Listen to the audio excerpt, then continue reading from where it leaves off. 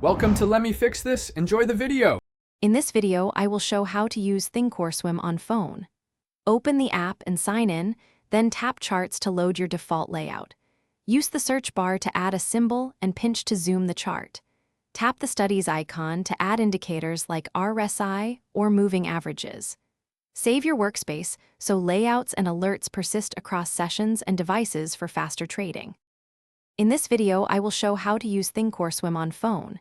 Tap the drawing icon to access trend lines, retracements, and annotation tools for precise analysis. Change candle settings to 1M, 5M, 1D, or custom timeframes to match your strategy.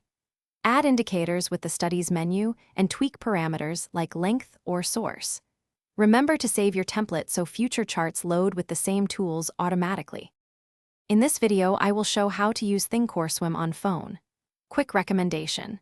The Kindle Paperwhite makes reading trading books and morning news effortless with its glare-free screen and long battery life. It fits easily in a trading desk drawer and won't distract you from charts. If you like this tip, please subscribe and like. Check the description for the link and other deals.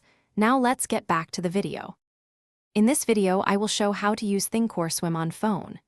Open the Trade tab for a symbol to build your order ticket with quantity and order type. Choose Market, Limit, or Stop and set duration such as day or GTC before reviewing. Verify the total cost and confirm details, then submit your order and monitor it via the Monitor tab for fills, partial fills, or cancellations.